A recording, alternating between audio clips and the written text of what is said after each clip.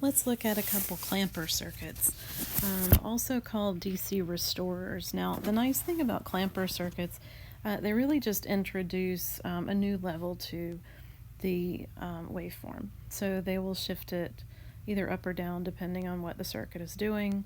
But the nice thing about it is that it really keeps the same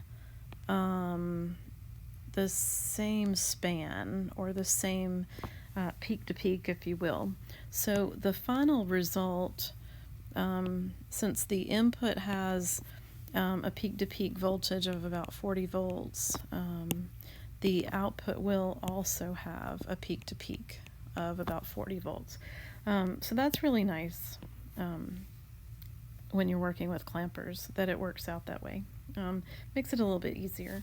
So let's talk about a clamper circuit and how it actually works. So let's just start with this beginning of the cycle here, when we're at 20 volts here. So 20 volts at the input on the positive side. Go ahead and look at what's happening here. So the diode itself, when we're at a positive 20 volts, the diode will be off because remember, our anodes are down here and our cathodes up here. I'm going to use a K for that. So the diode's off, and when the diode is on, that's when we're going to charge up this cap up here. So when it's off, when it's on is where we're charging up the cap. When it's off is when we would be discharging the cap. So essentially, not much is going to happen in this first positive pulse.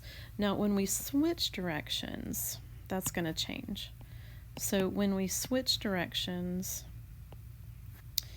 and we now have a negative 20 volts at the cathode, and maybe ground here at this point. Now the diode's going to be on, and that's going to charge that cap up instantaneously. Now it's going to charge it to whatever voltage we have going. We have in this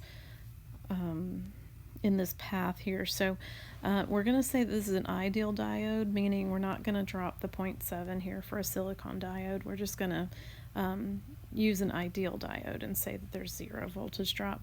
And if that's the case, what we would do is charge this cap up to 20 volts in this direction. Remember, our current going through the cap, going through the diode this way from the source, would charge that cap up in that direction. Okay, so at this point, again, it's Vout is in parallel with the diode and the resistor. We like to put a resistor out there. So essentially, while it's charging, while it's in this charging time period down here, there's essentially no output. Okay, so basically for the first positive and negative pulse, there's nothing here. Now, what happens when we get to the next positive pulse up here is where it gets interesting. So when we flip this again, oh, I lost my VN. When we flip this again, and now we have this positive 20 volts, and we have turned off we've turned off our diode again. We've got current coming this way. Now the current's going to go through R, because again, the diode is off this time. And what we've got across at VO is going to be, we've got plus 20 here. We're going to add another 20 to that.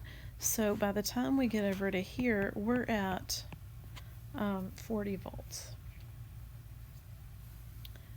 So plus 20, plus 20. So at this point, we're going to be up here at 40. And then, of course, when we change direction again, at the negative 20 is when we're going to turn the diode back on. And, of course, we're going to charge that cap again, or keep it charged, and it will then stay back down. Okay, so essentially, if this repeats, we will just have a positive 40.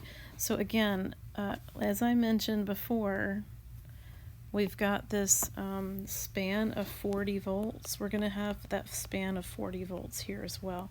It's just going to shift this whole waveform up 20, so that these edges down here will sit at on the x-axis, and these here will sit up at 40.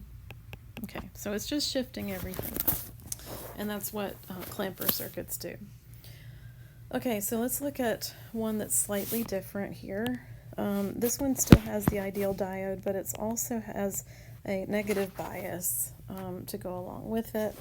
And I believe this is the same 20 volt to negative 20 volt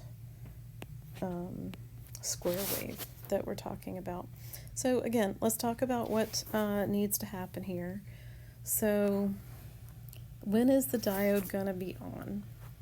The diode is going to be on whenever this point here is more positive than this point here. Okay. So when is that? Basically anything, so if this is ground and we have V equals 0 down here, when we go through this 5 volt source, we're at a negative 5 volts here. So negative 5 volts needs to be more positive than whatever is on the other side. That sounds a little strange, I know.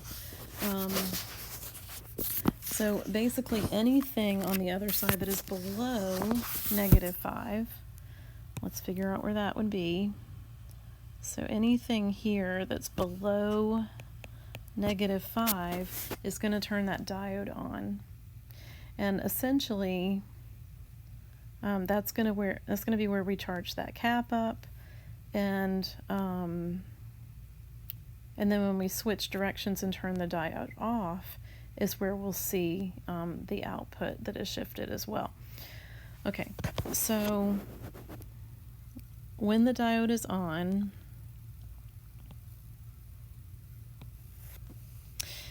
actually let's just look at it this way. So we've got plus 20 volts here on that first portion of time. That is of course less than that is of course more than negative 5, so the diode will be off at that point. So nothing much is going to happen here in this first little bit, except that the output is pretty much going to be whatever the input is. Let me use a different color for that. And that's just for that first cycle, because we're not really charging anything up at that point. Now let's change this to the next part where we have 20 volts in the opposite direction. And that's right in here. That is of course going to be less than the negative 5. Okay, so that will turn the diode on. And when the diode is on, our V out will be equal to the negative 5 volts.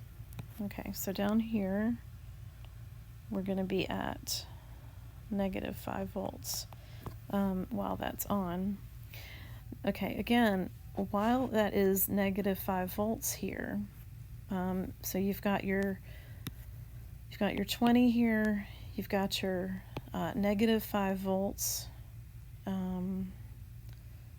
Let's see, plus 20.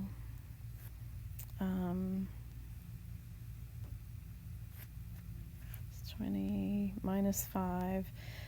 So what we're going to do here is we're going to charge this up, the cap up, to the difference between those. Okay, so you've got plus 20. I'm going, if we're going in the counterclockwise direction, I usually go clockwise, but when we're doing it this way, if we see the plus 20 minus 5, again, we're looking at the diode as ideal, so we're just going to not put in our 0.7 for that. Minus VC, whatever that would be, has to equal 0.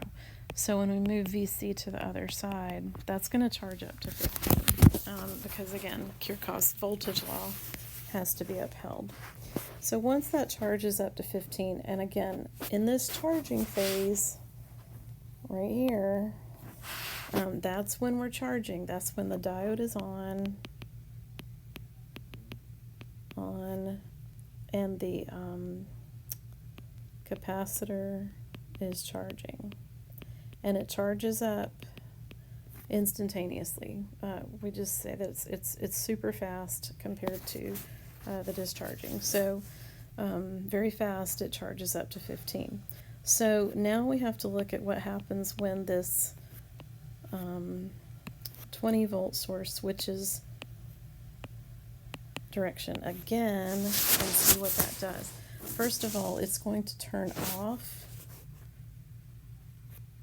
It's going to turn off the diode. So that's going to be an open circuit there in the middle. And we want to figure out what we see here on the output. Again, Kirchhoff's voltage law, we've got plus 20 and then plus 15. See, you have to keep track of that direction. And then that is going to, this is now part of our loop. Minus V out has to equal 0. So that means that V out would be 35 volts.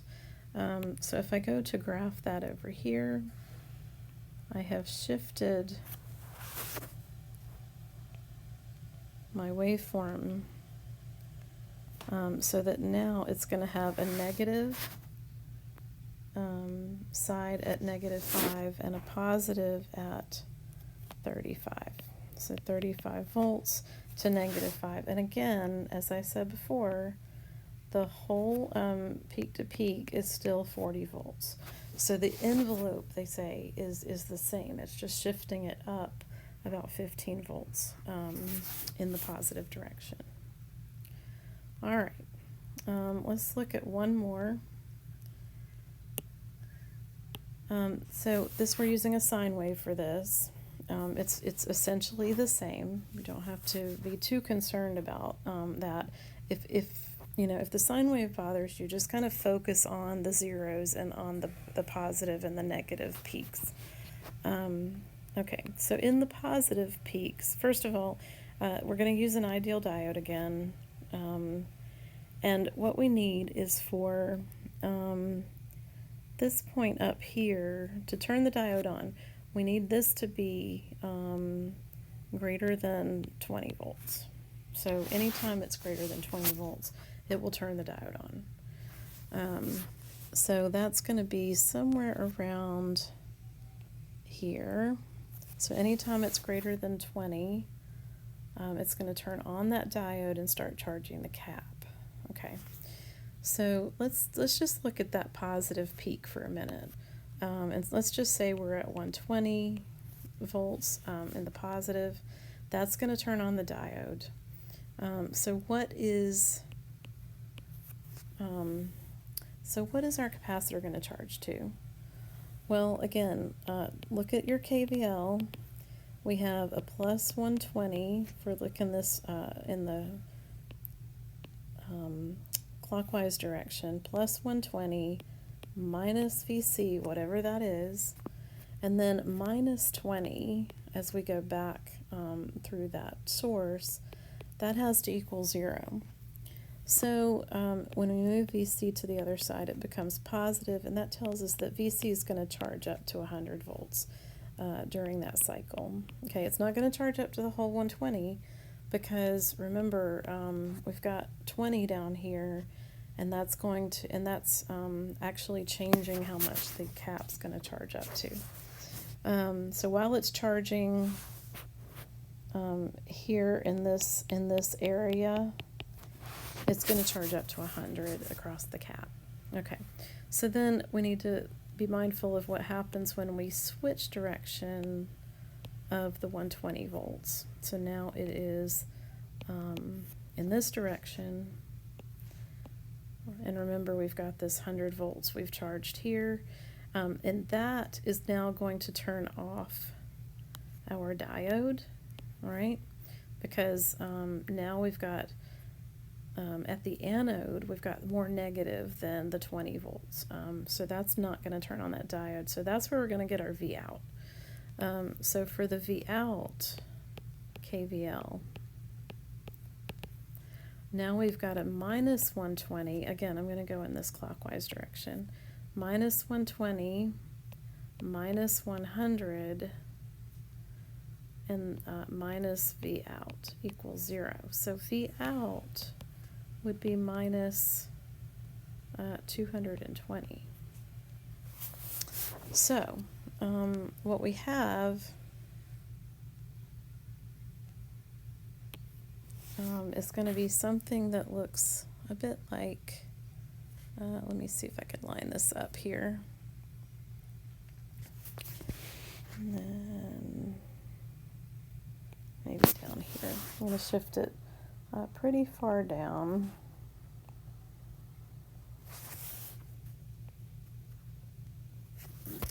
So this is going to be at minus 220, and this is going to be at at 20 volts, because that is where we turn on the diode, and when the diode's on, the output voltage will be in parallel with the ideal diode and the 20 volts there.